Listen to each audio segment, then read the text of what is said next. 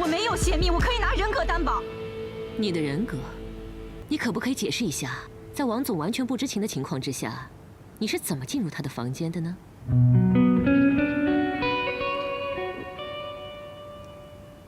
是我邀请他的。但是幸运的是，这一次我应该找到了那个可疑的泄密者。啊，找到了，谁呀？不知道谁呀？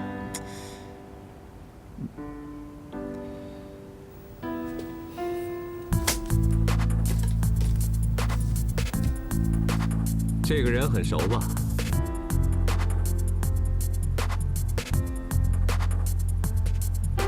我根本不认识他，是我今天早上喝咖啡的时候，他莫名其妙就坐在我旁边跟我搭讪。你不认识？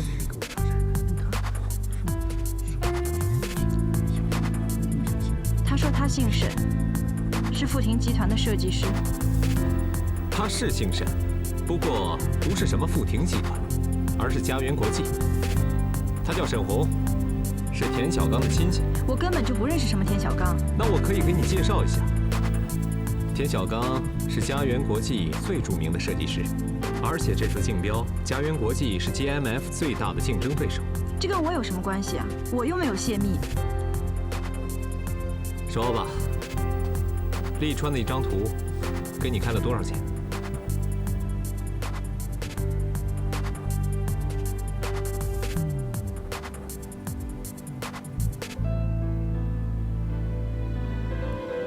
他说50万。50万。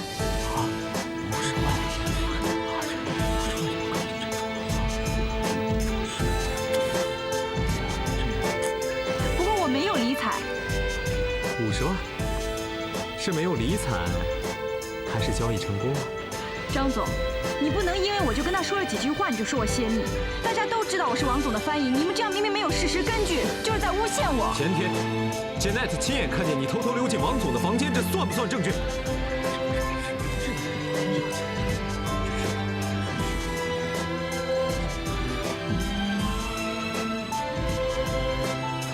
我是去取一些资料。我问过利川有没有见过你，或者邀请你去他的房间，他都说没有。那也就是说，你在王总不知情的情况之下，就进入了他的房间。就凭这一点，我都可以报警。那现在就是说，你偷偷进入他的房间，偷了设计图给家园。我听说你家境挺困难的，需要钱。不知道我这样推测对不对啊？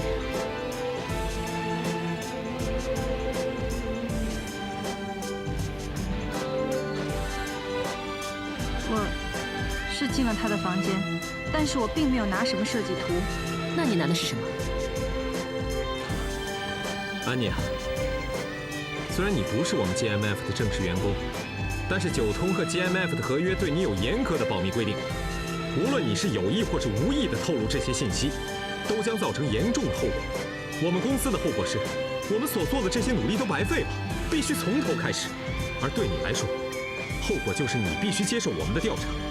如果证据确凿，对不起，我们将追究法律责任。我没有泄密，我可以拿人格担保。你的人格，哼，你可不可以解释一下，在王总完全不知情的情况之下，你是怎么进入他的房间的呢？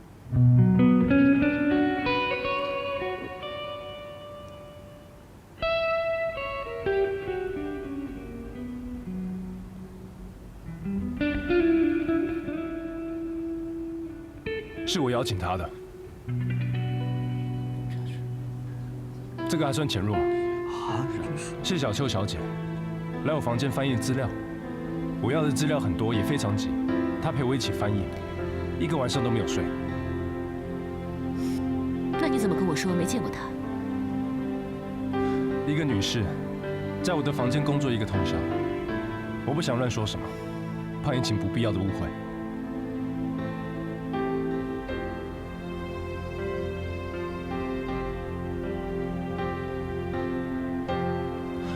我认为谢小秋根本没有泄密。第一，他根本不懂建筑，也看不懂图纸，就算泄密了，也不知道怎么说。第二，我从来没有跟他谈过我的设计思路，他也不知道我的方案是什么样子。第三，他来我房间的时候，他只带了一支笔跟一本字典，在我的眼皮之下，他根本没有偷什么，或者是录什么。这可不一定啊。我们只剩1个星期了，如果有 Plan B 的话也来不及。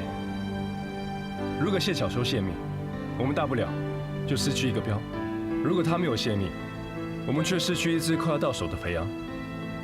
我的意见是，按照原本的计划继续往下做。少华，你觉得呢？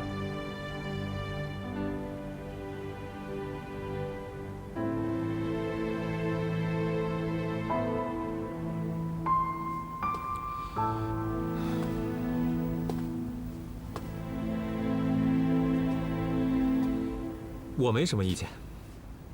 Janet， 你觉得呢？我保留我的看法。我作为董事长助理，我觉得这件事要跟董事长说，而且这件事情涉及到 GMF 的利益，我想董事长会亲自来处理。董事长这么忙，为了这一点小事，我们不必麻烦他吧？小事？你觉得这是小事吗？这里所有设计师加班加点完成的工作，他们的心血努力，你觉得这是小事？好啊，就算我退一步，按照原本的计划，谢小秋都要接受调查，因为他跟我们的竞争对手见面，这一点就很值得怀疑了。所以我同意谢小秋停职调查，以后不可以再接触任何关于 GMF 的会议。我抗议！你可以怀疑我，但是怀疑并不等于事实，你没有理由剥夺我的工作。你不是说他们给了你50万吗？买利川的设计图，这点不值得可疑吗？谁知道你们第几次见面的？你有证据吗？没有证据就是污蔑。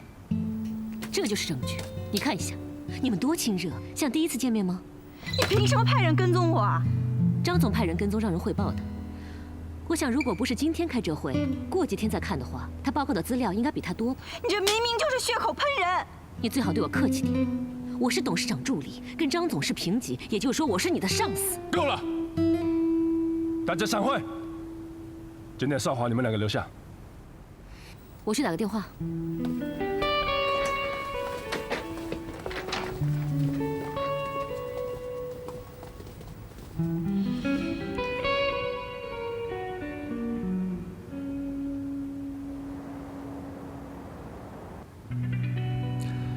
照片里这个人，就是家园国际的沈红。我们拍到他跟安妮有来往，安妮也承认了。这个人花50万买利川的设计图。哦，那你就是说，泄密的事是他干的？也只是怀疑。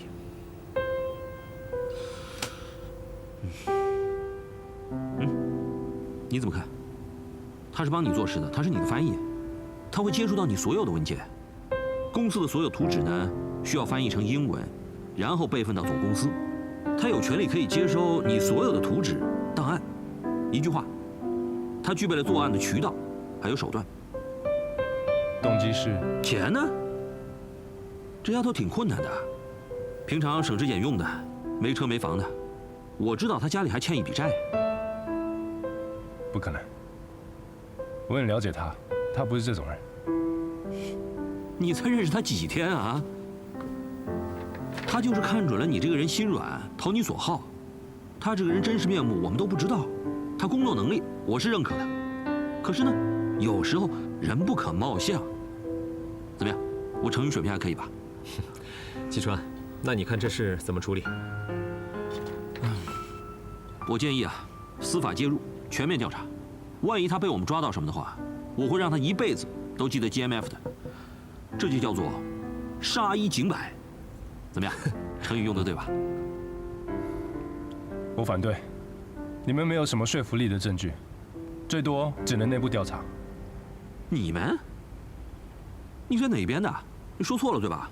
应该是我们，不是你们。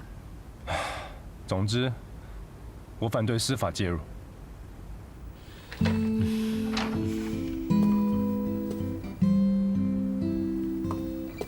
利川，刚才你对安妮的包庇也太明显了吧？什么意思？我明明就是看见他进了你的房间，你为什么说你们做了整晚的工作？你是有精神洁癖的，你不会让一个没结婚的女人整晚待在你的房间的。你现在就是要把感情跟工作摆在一起吗？好啊，就算你甘心被人利用，那我们呢？你要把我们跟 GMF 一起陪下去吗？等等，孤男寡女，同处一室，共度通宵，哎，这个有意思啊！别乱来。我刚才给爷爷打了电话，他让我们投票做决定。我同意调查安妮，并且司法介入。我也同意。2票。少华，你呢？同意。3票。我反对。3比1，投票通过。叫安妮来听结果。可以内部调查，但是不能司法介入。是不是连爷爷的话你也不听了？上海的部门，我的股份有75%。你，哎，好了，就这样吧，就按立川说的做吧。少华，你叫安妮进来。喂，你好。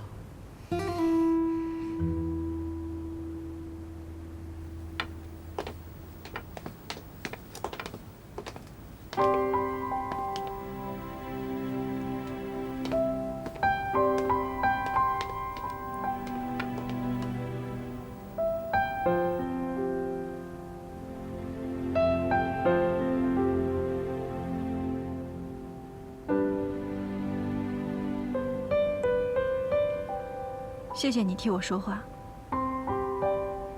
我建议你调回九通工作。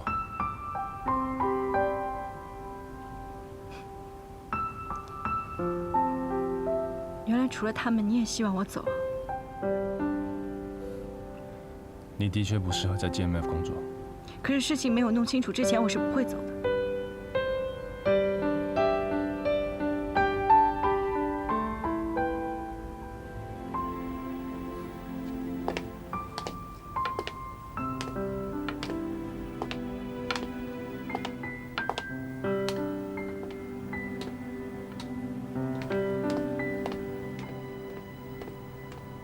安妮，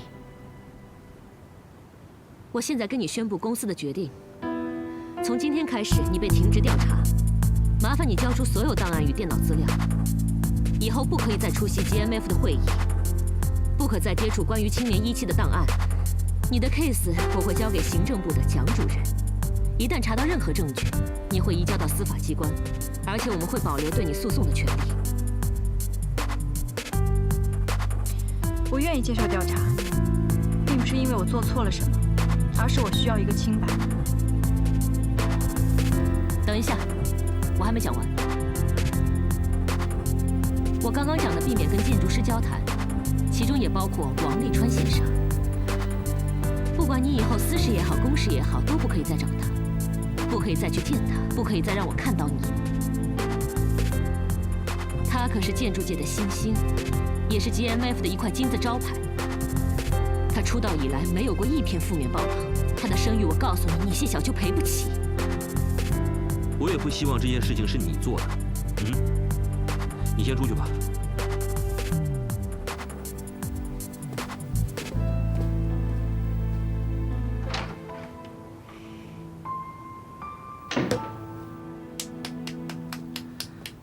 精明、强势、咄咄逼人，我就喜欢你这份儿，难怪爷爷喜欢你，我也喜欢你。谢了。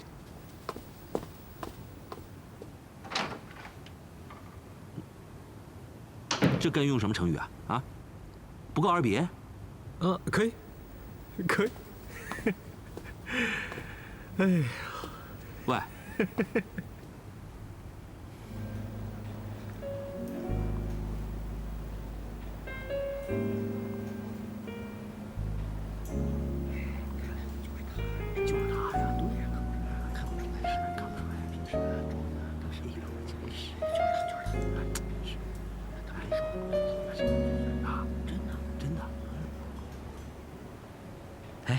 听说泄密那个人已经有眉目了，是吗？就是他，安妮。哦，原来是他，真没看出来啊。哎呀，临时翻译不靠谱，都是计件工作，挣一笔算一笔吧。就是，等等，来，真是，来。喂，喂，是我啊。我知道。哎 ，Janet 找我谈过话了。对啊，而且我跟你说啊，千万别说那个卡是你给我的，别把自己扯进来，听见了吗？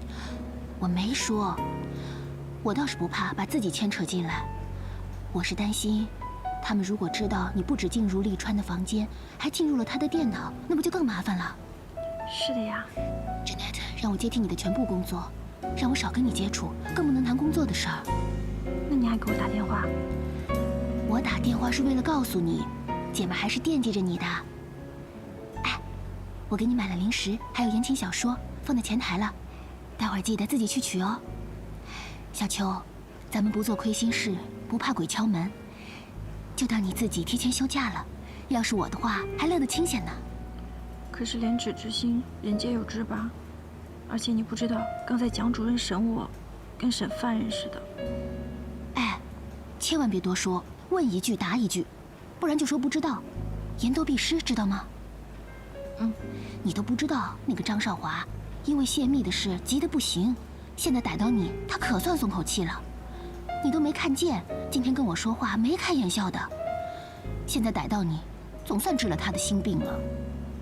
哎，你知道利川去哪儿了吗？好像资方有个会，要去某个深山别墅洽谈3天，晚上走。哎，利川不是要回瑞士吗？说来话长了，行了，先不跟你说了啊。哎，那我们等下健身房见面再说吧。别啊，回头给 GMF 的人看见又要打小报告了。放心吧，建筑师们哪有空去健身房啊？个个都忙着在房间画图呢。哎，我去过好几次，没有一个 GMF 的人，放心。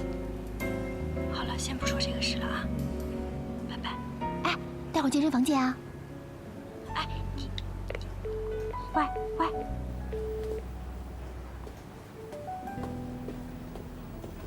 早。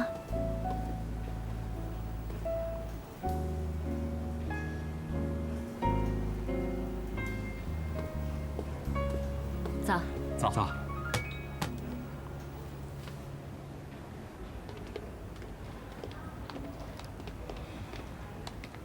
哎，张总。早上我听说又有资料要翻译，是吗？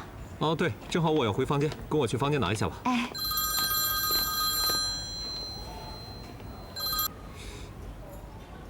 喂。哎，张总，我萧关呢。哦，萧关啊。没什么特别事，就是打电话关心一下我那2位爱将在温州的表现怎么样，人手够吗？需不需要我再派个翻译过去？我正要跟你说呢，萧关，你怎么给我派了个商业间谍啊？什么？商业间谍？你别吓唬我，你指谁啊？安妮啊，他企图将我们 GMF 的设计图卖给家园啊！这怎么可能啊？怎么不可能啊？他现在正在被我隔离审查呢。哎，张总，这可能是有点误会吧？哎，你这个人我了解，有骨气有节操，绝对不会为金钱所动的。你调查清楚再下结论呐。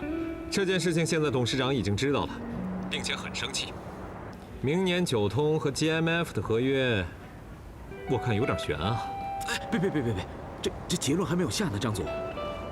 哎，张总，我用我的人格作为担保，哎，你绝对不会做出这样的事情来的，也不怕你们调查。我现在就打电话问问他情况怎么样，好不好？谢谢你告诉我这些。好，再见。张总，我觉得公司对小秋的处理非常不公平。你有意见？总不能因为家园的建筑师跟小秋讲过话，我们就确定是小秋在出卖情报吧？是，小秋是王总的翻译，所以家园的人才想从他身上下手，派个人找他谈条件。可是小秋又不认识那些人，你叫他怎么避开啊？现在小秋完全被孤立了，这对一个刚工作不久的女孩来讲，是多么大的误解和打击呀！她要是万一想不开，做出点什么事情来，你们 GMF 怎么交代啊？这件事情要靠 GMF 的高管小组投票来决定，他是否清白，也得看蒋主任的调查结果。可是，我觉得在这种紧要的关头，并不是要搞清事情真相。如果要搞清楚的话，太花时间，我们等不起。我们现在重要的是要把损失降到最低。唉，你帮朋友，这份心能够理解。但是我是这个项目的负责人，我要对这个项目负责任，并且要对整个设计师的设计心血负责，没错吧？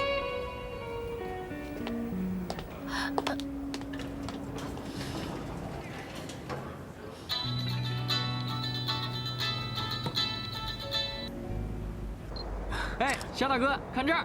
哎，小秋啊，我从张少华那边听到你的事情了，你别着急，我绝对相信你是无辜的。我真的是什么都没做。如果你真的觉得留在温州太难受的话，你就先回上海吧，等调查清楚之后再回去。你也正好可以陪陪小东吗？不行，我现在不能回去。江主任还经常要问我一些情况，而且我要现在走了，不成畏罪潜逃啦。你别紧张，身正不怕影子斜嘛。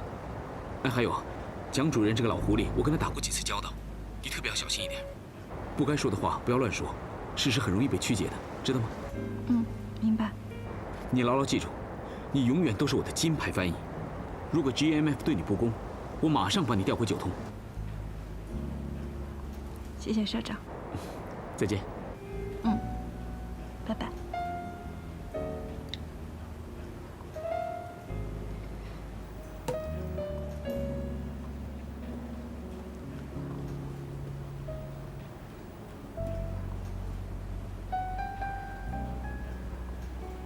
哟，王总来了。嗯。哎，王总好。王总。立川，来，我这有位置。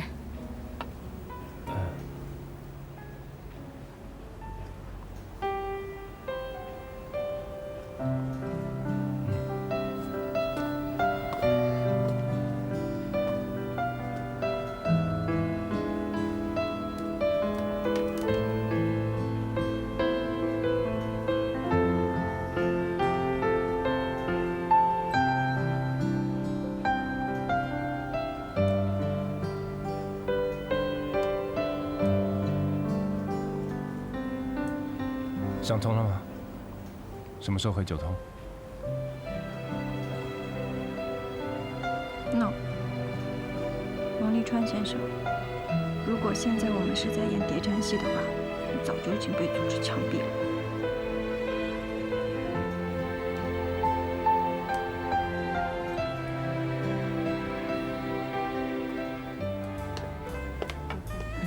是。立川，你回来了。嗨。资方的会有什么收获吗？很多交流，整整忙了3天。我来晚了，有没有错过什么？其实没什么，就是吃吃喝喝，最后冲刺之前的减减压而已。我还没吃呢，我先去拿点吃的。哎，别，我来，你先坐，坐。啊。王总，王总，你可回来了。您知道吗？我已经3天没见过谢小秋了。这隔离审查也太过分了吧？就这么大点事儿，需要调查这么久吗？行政部的人都是干嘛的？再说了，小秋为大家翻译了那么多的资料，没有功劳也有苦劳。今天这聚会竟然不叫他，你们 GMF 做事太没有人情味了吧？你3天没有见小秋？是啊，他把自己关在房间里不肯出来，吃饭也不出来。敲门不应，打电话也不接，门上还挂着“请勿打扰”的牌子。我去问张总，张总竟然告诉我不要跟他接触，你说气不气人呢？小秋明显是被冤枉的，受了这么大的委屈，还被隔离审查，我真担心，他要是万一想不开怎么办呢？我去看看他。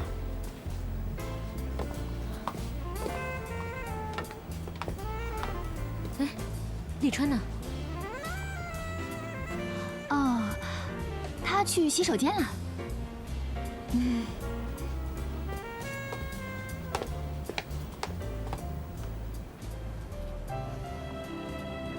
汪总，您回来了。你好，我需要1202的备用钥匙。谢小秋是我的翻译，有人说他3天都没有出房间了，所以我很担心。可以给我他的房卡钥匙吗？好的，这是门卡。谢谢。不客气。小秋。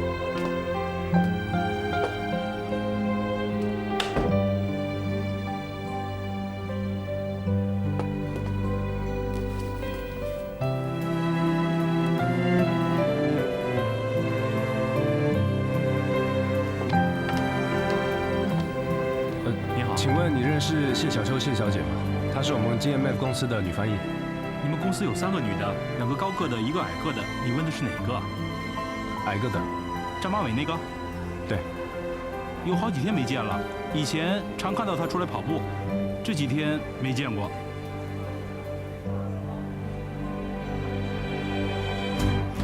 好，谢谢。好，不客气。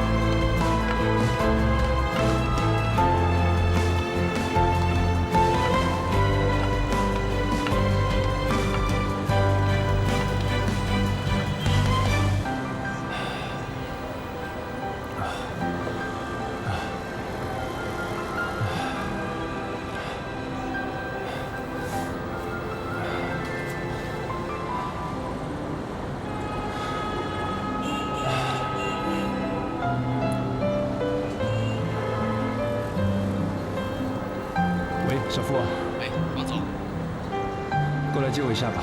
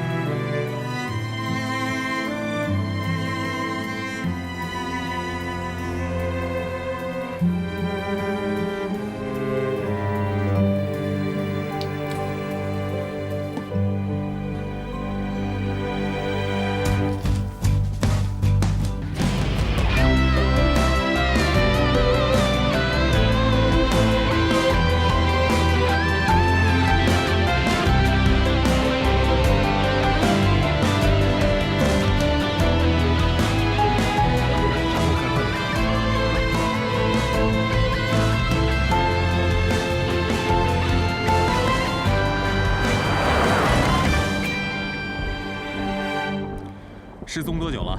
我已经找了4个小时了。4个小时啊？这样，因为他是成年人，要失踪24个小时才能给你备案。不，他把自己关在宾馆的房间里面，已经3天3夜没有出来了。他把自己关在房间里，不能叫做失踪，知道吗？还有，他是成年人，不是3岁小孩，而且他是自愿的。如果是别人把他关在房间里3天3夜，没有饭吃，没有给水喝，那又是另外一回事了。他就是失踪了。先生，您冷静一下。王总，这样，请你立刻派人去寻找。这样吧，您再去四处找找，他的朋友、他的亲属，还有一些他最可能去的地方，您都一个一个问一下。如果到明天还没有一点线索的话，您再来。明天？他是外地人，来这边出差，这里哪有朋友，哪有亲戚啊？拜托你，如果他被绑架、被抢劫了、被人贩子卖掉了怎么办？再拖下去的话，一定会出人命的。您冷静一下，先生。王总，您这样大吵大闹，对这件事没有任何帮助，好吗？我们先回去吧。这样，今天您先回去，您先去找一下。如果还是没有消息的话，您再来，好吗？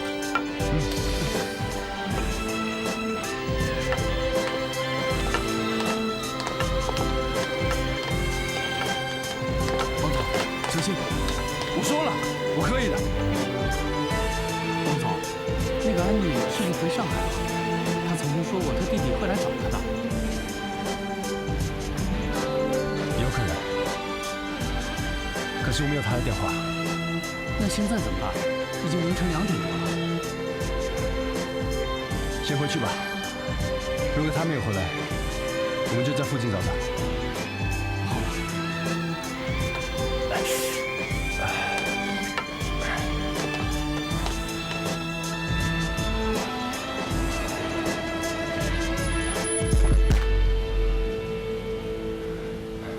谢谢啊。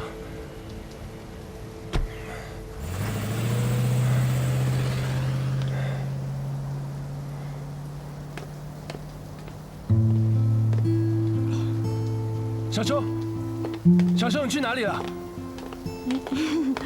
小秋，你到底去哪里了？你怎么冒出来了？我都想你了。现在都已经3更半夜了，你在外面瞎逛什么？你不怕被人抢、被人卖吗？我没有瞎逛啊，我就去了一家酒吧待了一会儿，然后我就去打电子游戏了。电子游戏？玩什么电子游戏啊？你出门为什么不打电话给我？哎，我跟你说，可好玩了，我就一直玩，然后我一看手表，哇塞，都2点了，我就赶紧回来了。那我问你，你为什么3天都不出房间？啊？你觉得是抗议吗？我没有不出门啊，我是走防火楼梯下来的，因为我不想看见 GMF 的，他们会说我是间谍。而且你想，像我这么有职业道德的人，我怎么可能在这种时候给他们添麻烦啊，然后搞绝食抗议啊？你喝了多少酒？没有喝多少，就喝了几杯而已。还没喝多少，你都站不稳了。谁说的？我站得稳的。这是什么？酒的酒，拿杯子一起喝。哎，你干嘛，李川？那是我拿钱买的，100多块哎。你不能再喝了，跟我回去。不是我正好有点饿了，我们去吃宵夜，走，去。不许吃，跟我回去。哎，干嘛？你干嘛？天凉烧了，去哪？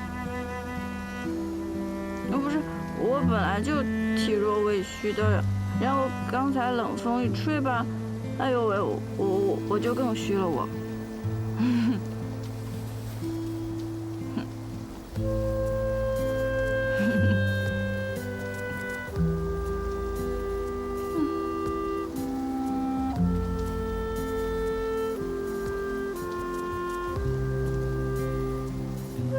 以后晚上这么晚了，9点以后不能出门，听见了？知道了啦。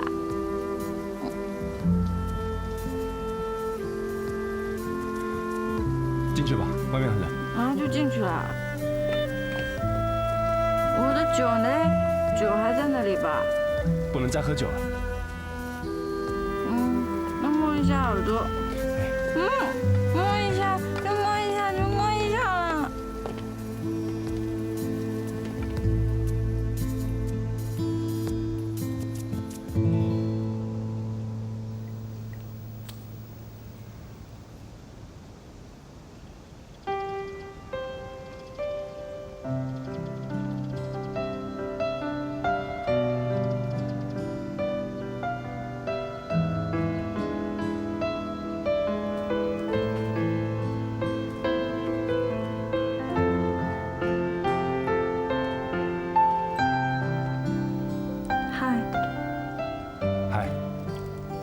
你找我？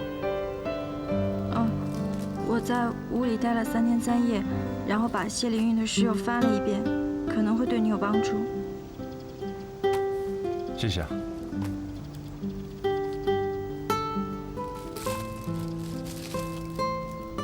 到了这。空瓶子，我在找回收桶。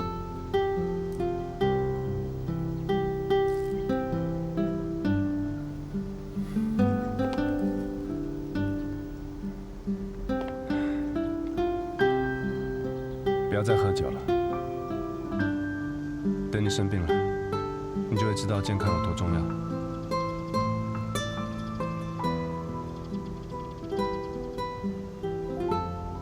我的审查期什么时候结束啊？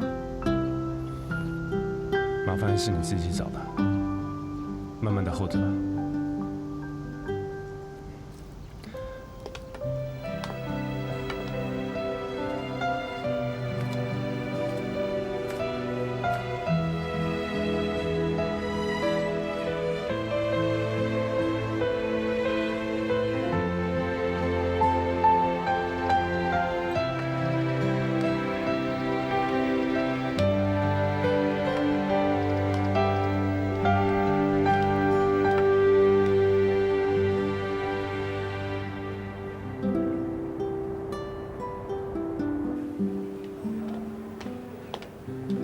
叶静文，你好，有事吗？今天晚上资方有个酒会，就请了利川和少华参加，他们需要一个翻译，要你去一下。不好意思哦，可能你还没太搞清楚，我呢不是王利川的翻译，我是王继川的翻译。有什么分别啊？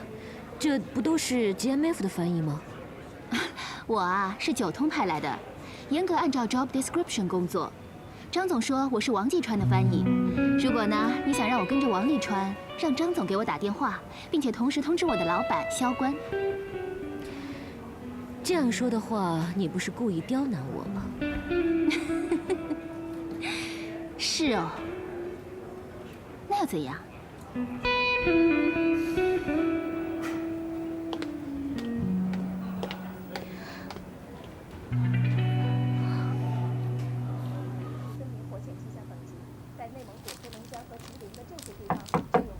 谁啊？我。而坐落在深圳商务中心区的中国凤凰大厦，占地11038平米，来了。看似独立，却实际相连3栋大楼组成。啊，那个跟你说正事啊，今天晚上资方酒会，你去参加一下。我的审查期结束了。还没有。本来是叫叶静文去的，他突然说今天晚上身体不舒服，利川需要一个翻译。那这么说，现在我就是可以和建筑师说话了呗？你一直都是 GMF 的员工啊，我们并没有停发你的薪水啊，对吧？那么给你10分钟，一会儿车在楼下等你。哦，对了，那个还有一件事，一会儿到了那儿，你替利川挡挡酒。为什么是我挡啊？我是翻译，我喝多了舌头不灵光的。利川他不能沾酒，你又这么能喝，发挥点你强项怕什么？行，别喝了，别喝了，留着酒会喝。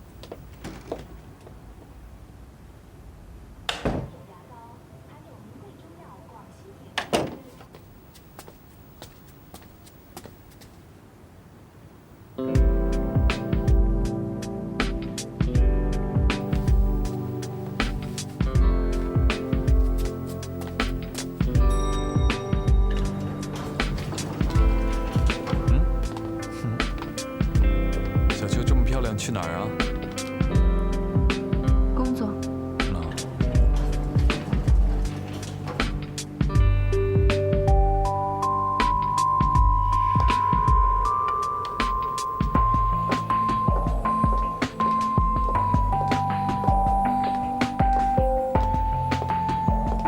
不好了。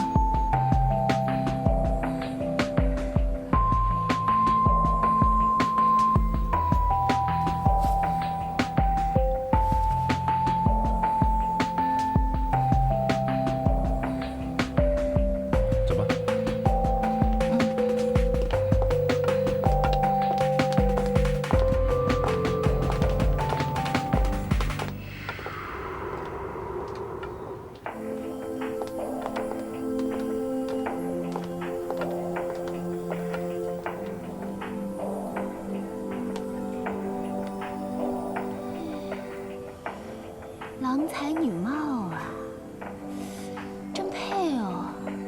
你没去酒会啊？我肚子疼，不行啊。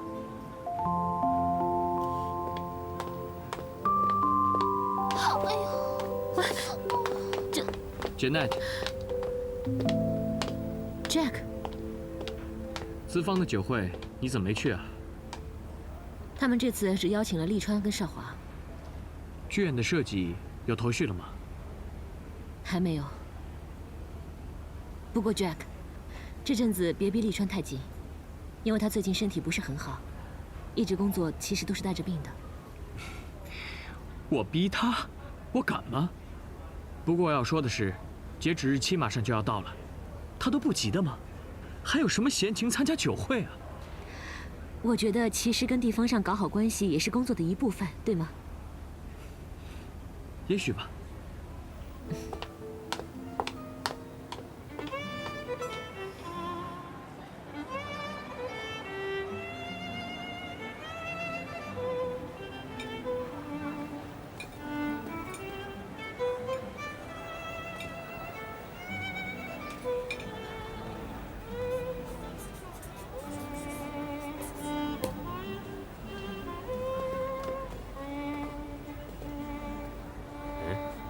哎呀，李川啊，小刚，啊，哦，这位是女朋友啊，您好，我是王总的翻译安妮。啊，翻译啊，不好意思啊，误会了。李川中文这么好，还需要翻译吗？我的中文没有你想象的这么好。清廉义气的标，准备的怎么样了？差不多了。这么快啊？我知道你刚来温州才几天啊。对我来说不是很困难。你们呢？完成了吗？我们反复修改，志在必得。哇，看来你们 GMF 和我们家园国际会有一场猛烈的较量哦。历史还会再重复一遍吗？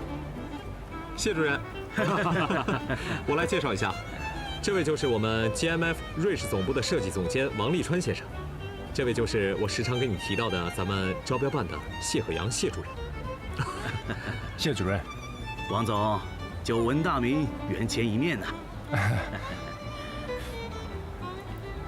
He has heard so much about you, but never had the chance to meet you. 不敢当，外邦设计师，才疏学浅，对博大精深的中华文化特别仰慕。王总过谦了。我年轻的时候，你们瑞士有一位著名的华裔建筑师王宇航博士，应邀到清华去讲学，在陪同人员当中，我忝在其末。王先生，你认识他吗？王宇航博士是吗？啊，他是我爷爷。哦，王先生一家是什么时候去的海外？啊，很久以前了。但我爷爷奶奶曾经住在北京。哦，难怪他中文说得这么流利啊！不敢当。谢主任，这位是田小刚先生，他是家园国际的设计师。老谢，小刚，你们认识啊？我们认识有7、8年了。按理说，谢主任应该是我和少华的学长。没错，我们家园国际在温州有好几个项目。小刚啊，你应该请王总吃饭。你是温州人，要尽地主之谊呀！啊，那是。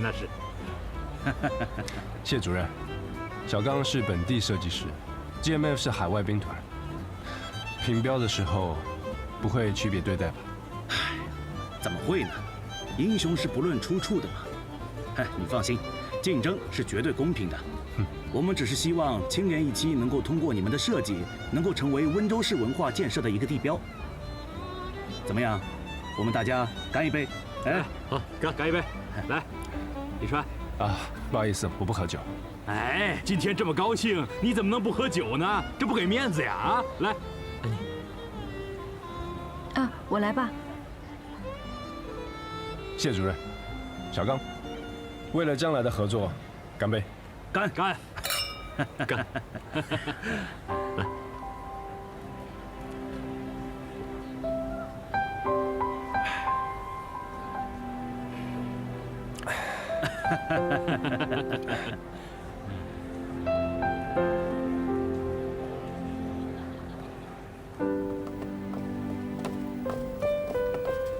你怎么回事啊？喝那么多酒，不是让我替你喝的吗？谁说的？谁让你替我喝酒了？你的命不值钱吗？都说了你滴酒不沾，都多少滴了？而且你也不能一口干吧？有人特地的嘱咐。反正那2个人很讨厌了，一直逼你喝酒。我觉得那个田小刚来者不善，我担心他和谢和阳有私下交易。现在政府打击贪污腐败的力度挺大的，而且那么多双眼睛盯着，如果真的有违纪的事情，一定会曝光的。哦，对了，刚才那个谢主任说了2个什么圣诞词，我没听懂。什么是圆圈一面？然后什么是天才人祸？刚才他说的，我不都给你翻译了吗？你解释的我也听不懂。哎，王立川，你什么意思啊？你说我翻译的很差是不是？不是。你今天穿的特别漂亮，我有点走神了。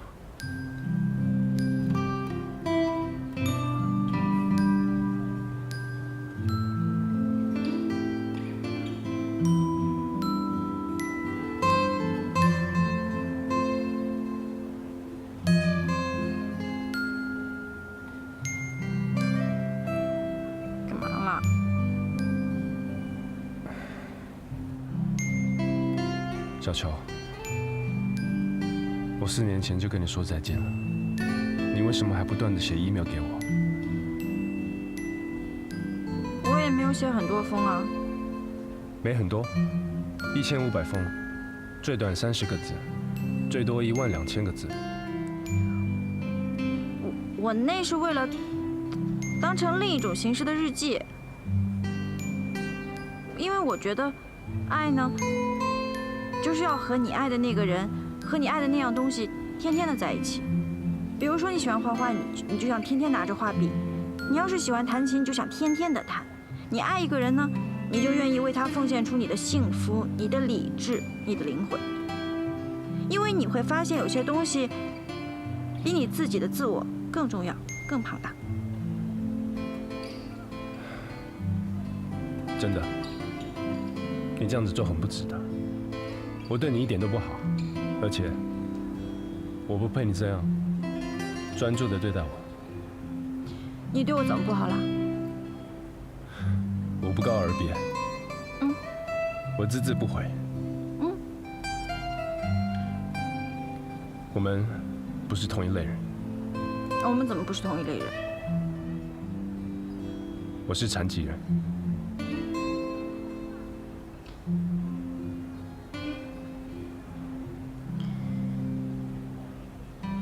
其实我知道为什么。你知道？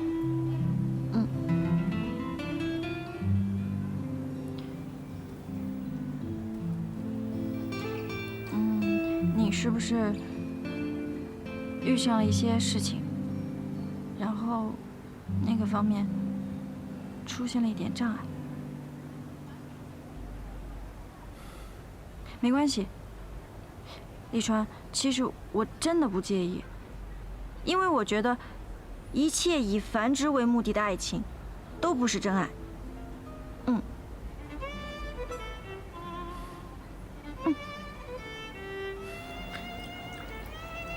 夫人，我来帮你倒吧。哎呦，这个很重。谢谢，谢谢。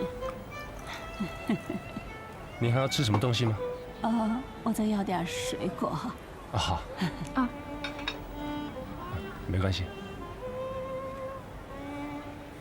哎呦，小伙子，你的腿怎么了？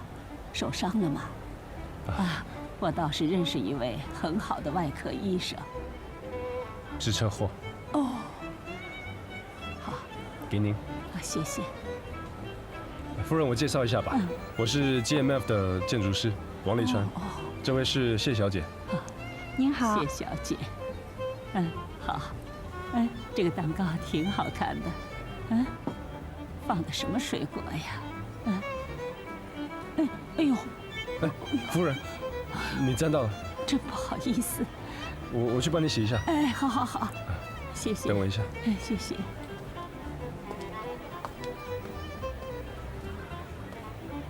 谢小姐，这位先生看起来他是很喜欢你的，你没看出来吗？没有吧？你看刚才那个他的身体有些不方便，可是呢，他就不让你代劳，而是亲自去帮我拿吃的东西，不是吗？王先生很有自信，也很能干。如果他需要帮助的话，会直接告诉我的。对。哎呀，我呀，见过的人多了，好人、坏人，不好不坏的中间人，我都见过。你相信我的眼光吧，他呀，肯定是一个好男人。夫人，你的眼睛。谢谢你。来，谢谢你。作为对你的慰劳，谢谢。我呢姓花，叫花萧，是画画的。夫人，你是画国画还是油画？哎呦，你看我这个老派，当然是画国画的。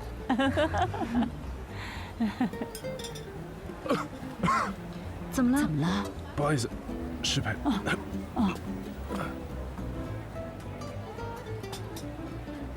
他可能是过敏了，适配一下，我去看看他怎么样了。好好好，哎，谢谢。怎么回事啊？给你纸巾。那个蛋糕有芥末。有芥末你还吃？我怎么知道有芥末？那倒也是。现在好些了吗？不如我们先休息一下吧。你看看你现在，脸色惨白的。回到上海以后，一定要好好的休息，好好的养养身体。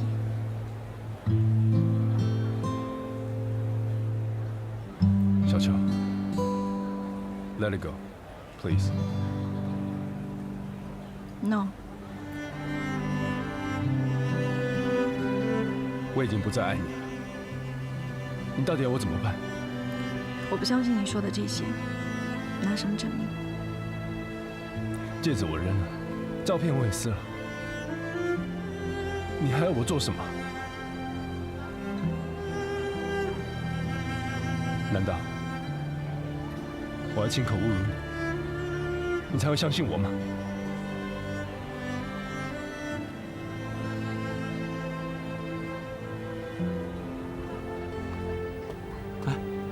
你们俩怎么躲这儿来了？教标办曾主任在那边，带你去见见。好，走。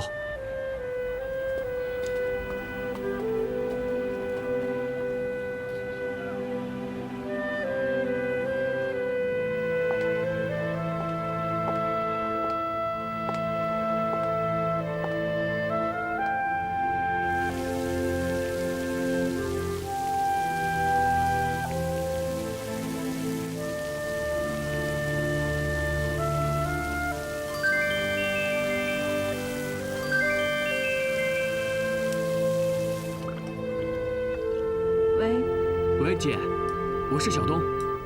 是小东啊，在哪玩呢？姐，我跟肖大哥一起吃饭呢。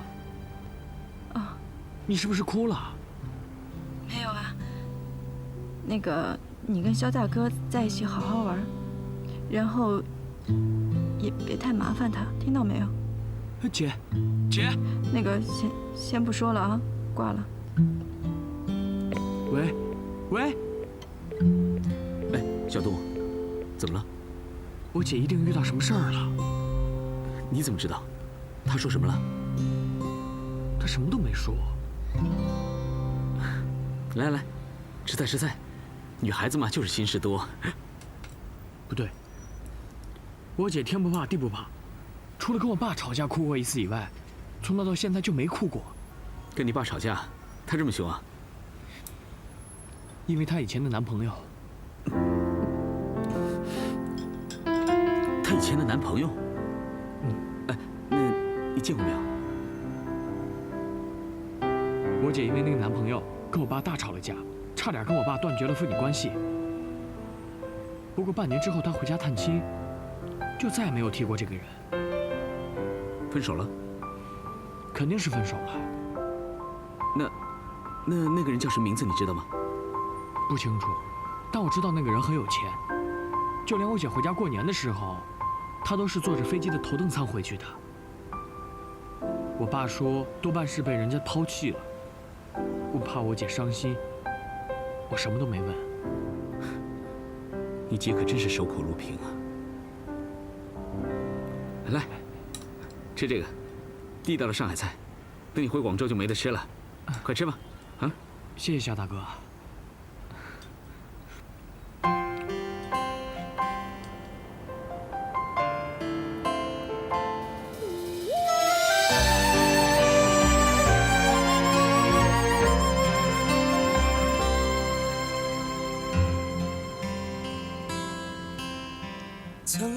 从前的从前，永远般遥远。天凉，收了，取暖。的窗帘还是投影着你一张脸，小小无人的房间，但我从不曾发现。小秋，你小秋 ，Tell me what you wanna do。你说这是一种眷恋。木抽屉的最里边放着一叠旧信件。那些字里行间雕刻 Let it go, 我们的昨天。 No， 我已经不再爱你。拿什么证明？戒指我扔了，照片我也撕了。难道我要亲口侮辱你，你才会相信我吗？那些黑的、白的、删的、剪的照片，都画满我们懂得、近的、远的、近的从前。难的誓言，时过境迁，抵不过一句抱歉。那些乐的、悲的、笑的、哭的画面，像从来没有运行过的时间，但对你而言，也不过是从前。说不上什么怀念，只是还没随风还原。那些黑的、白的、深的、浅的照片，都画满我们懂得、近的、远的、近的从前。淡淡誓言，时过境迁，抵不过一句抱歉。那些乐的、悲的、笑的、哭的画面，像从来没有运行过的时间，但对你而言，也不过是从前。王总，这个是小秋下午买给你的，他这段时间在审查，需要避嫌嘛，让我帮他送过来。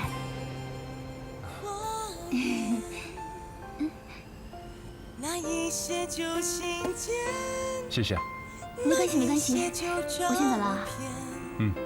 只是从前，从前的从前。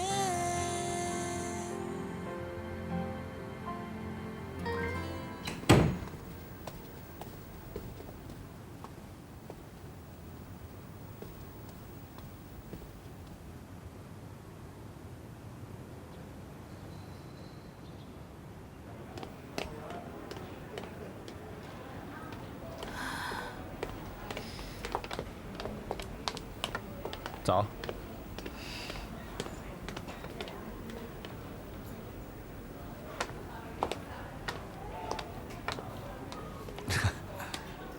喂，我有点犯糊涂啊。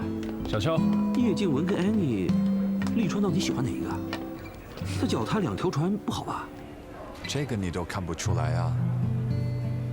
要不是仗着有人喜欢，谁敢对立川这么凶啊？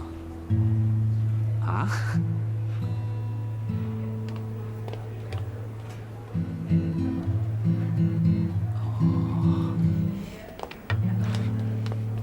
走吧 ，please。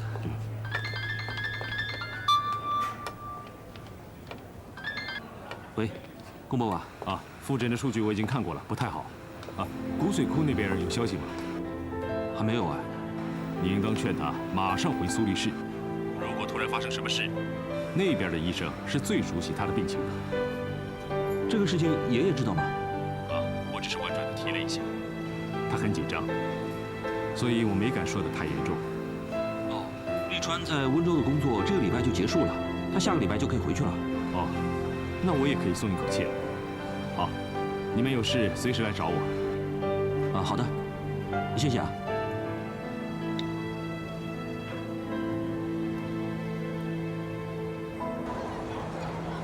哎，昨天晚上怎么样啊？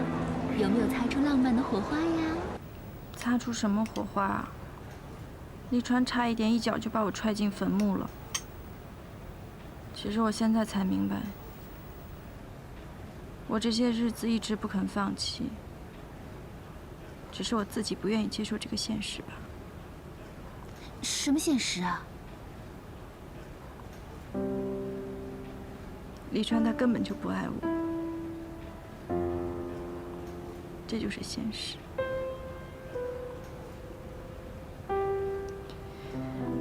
而且昨天晚上，他又亲口跟我说了一遍。可是你知道吗？就前天晚上，哎，他一听到你把自己关在房间里不肯出来，就立马着急了。他一个人在街上找了你4个多小时，哎，找不到你啊，就打电话给我，后来还报警了呢。后来啊，我遇到了小付，哦，就是他的司机啊。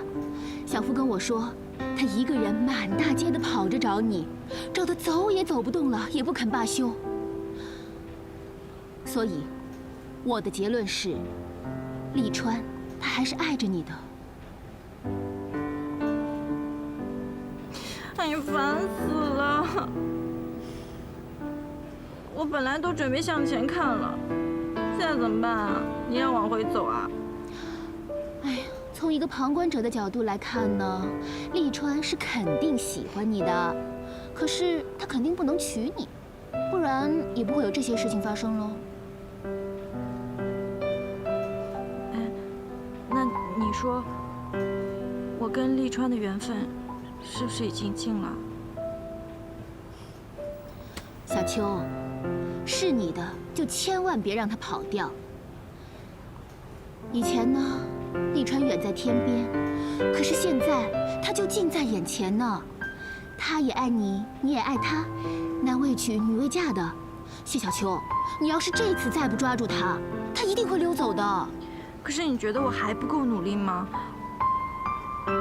我对他的坚持都已经到那种令我自己都觉得羞愧的程度了。爱情嘛，总是要低到尘埃，才能开出美丽的花朵嘛。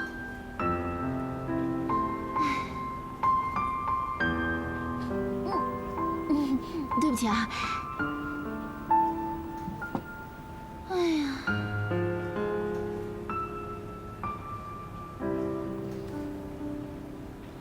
哎呀，笑一笑了。哎，您好，房间已经打扫好了。哦，谢谢啊。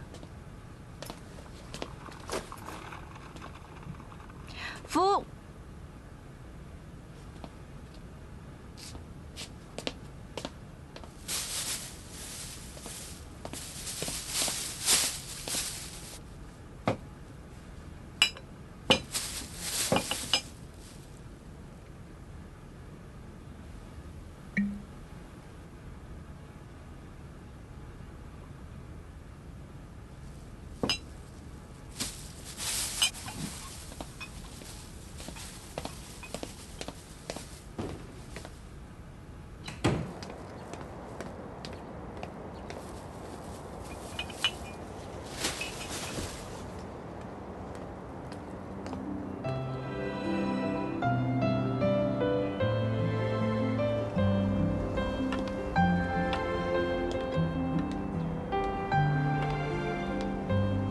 你别再喝酒了。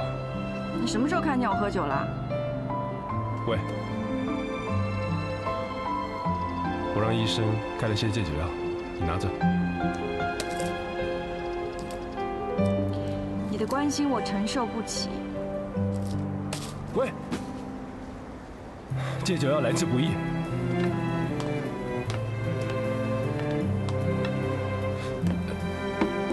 你要干嘛？这里边这么脏，我告诉你，捞出来我也不会吃的，除非你跳下去。我跳下去捡你就吃。你才不会跳呢！你有那么严重的洁癖？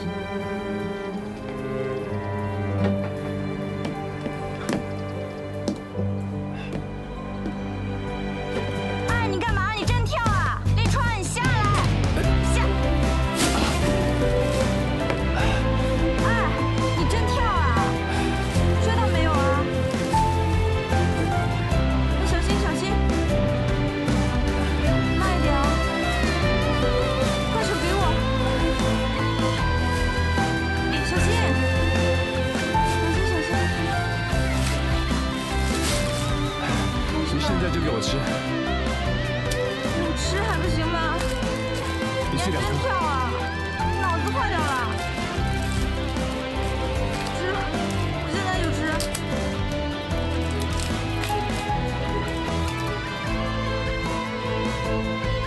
吃了。来，拉你上来。等一下，你先跟我发誓，你戒酒了我就上来。我发誓，我发誓，我谢小秋终身戒酒。如果戒不掉的话，我就那个五雷轰顶，天诛地灭，好了吧？快起来了。你把你的围巾先给我。围巾？有这个吗？给。哎，你手流血了。哎，那我拽你上来。不行。怎么了？带你去医院。把手给我。不行，你拉不动我的。那怎么办？你去找伦内，叫他来帮我，但是你不要告诉我哥。好，那你在这等我一下。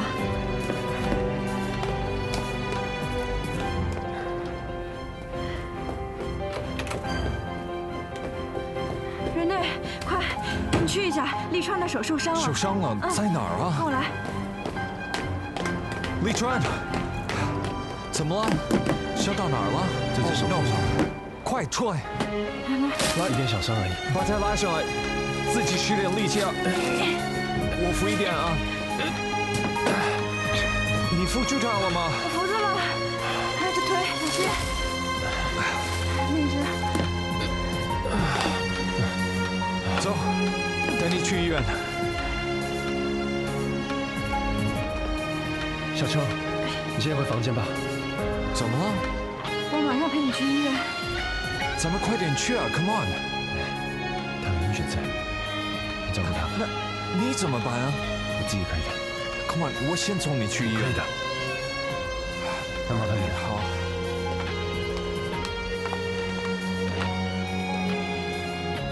小秋，嘿，我送你回房间。哎，利川呢？他自己去了，他让我照顾你，说你有晕血症。那我们得陪他去医院啊。小秋，不行，他能够照顾自己的，好吗？那万一他出什么情况呢？你知道他去了哪家医院吗？不知道。哎呀，这。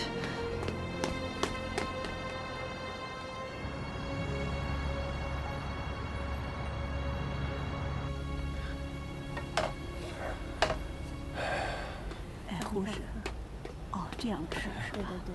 哦，我知道是这样。啊，谢谢。利川，怎么样？严不严重啊？不严重，一点刮伤而已。你是贫血吧？血现在止住没有？嗯。那怎么还坐在这里啊？是不是还有哪里不舒服啊？啊？我刚刚找不到电梯，外科在楼上。我上上下下的，头有点晕。头晕的话就歇一下，好吗？我没事，走吧。哎，你不是头晕吗？头晕歇一下好了，我去给你买点水好不好？嗯？不用了。这次都是我不好，以后我再也不胡闹了。不要酗酒。嗯，我保证。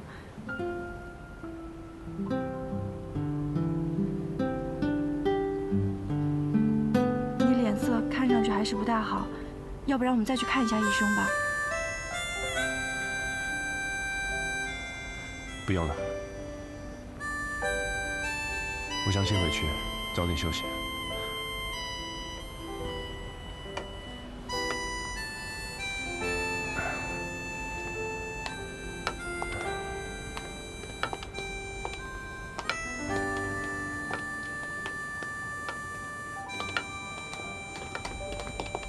哎，利川，我这要找你呢。哎，手怎么了？怎么了？你受伤了？小伤。你有没有去医院？去了，刚回来。你别跟我说你只看了普通医生啊！我去看专科了。雷吉川，我昨天晚上给你的那个图需要改几个地方。不是我，安妮，你能告诉我为什么他的手会受伤吗？是不是你们又吵架了？吵架？这，不是。是这样的，我刚才一直和利川在一起。我们当时在停车场里，然后小秋来了，然后来了一个兔子。兔子？对，然后对，是一只很可爱、毛茸茸的兔子。然后它突然又跳到那个花盆里。对，然后突然又飞到那个，不是，又跳到马路上，然后这个时候利川就想抓住它，结果就来了一辆车。什么？利川被一辆车撞了？不是，是一个装垃圾的车。垃圾车？你被卡车撞了啊？没事吧？被车撞。我在说什么呢？是这样，你们没听懂，是一个装垃圾的车，然后来了一阵风，结果垃圾就掉下来到，所以我才会变成现在这样子。我没有被车撞，也没有被卡车撞，我没事的，你们不用担心。我还要画图呢，你们慢慢聊，我先走了。李川，你真的没事啊？我也不是说成这样啦。不知道。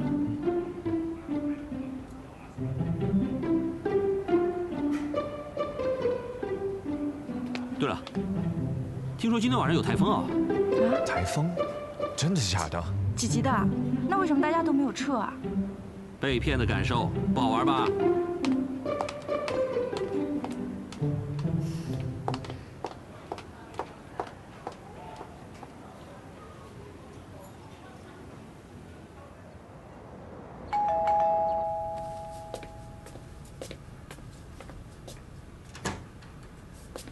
小秋，美内。啊，进来吧。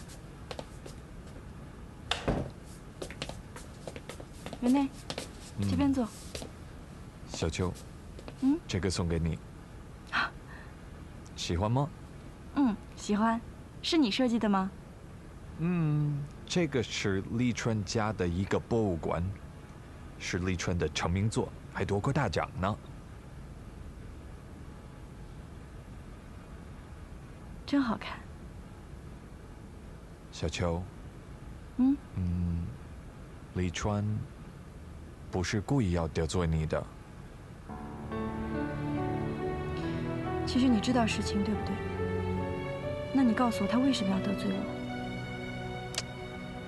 你自己问他呀。他根本就不愿意说。那我也不方便讲。我其实想问你，利川本来要回瑞士的，结果突然决定要留下来，这事儿和你有关吗？有，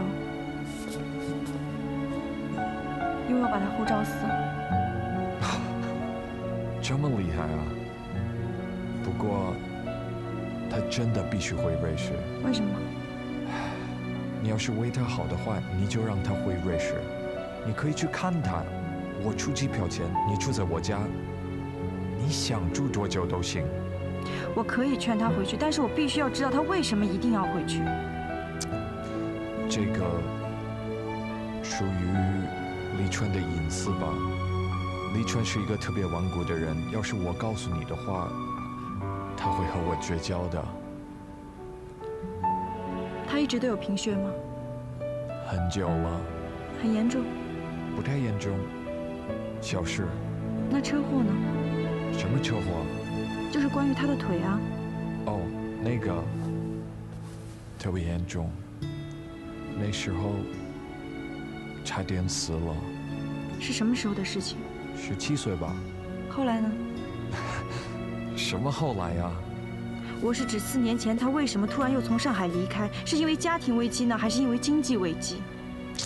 应该就是正常的工作调动。云妮，你也跟他一起骗我，对不对？小秋，疾病是社交的大忌，我们尽量去避免它，你明白吗？我不明白。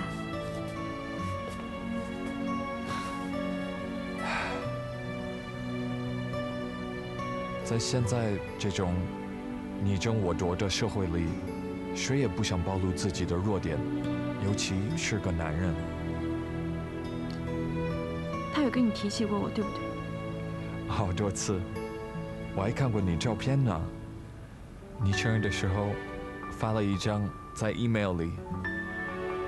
小秋，你来苏黎世吧，好吗？我家离立川家真的特别近，咱们可以一起去滑雪。你知道吗？他一条腿滑得比2条腿的人还好。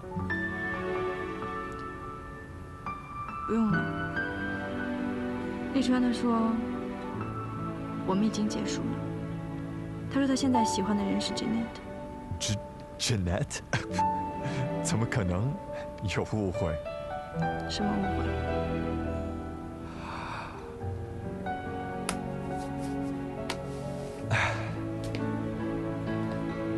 我别的不知道，但是有一点我特别清楚，那就是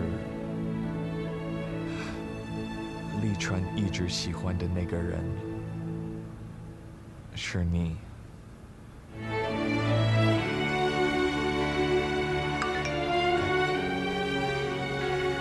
嘿，有人找我，我先走了。Be happy, OK？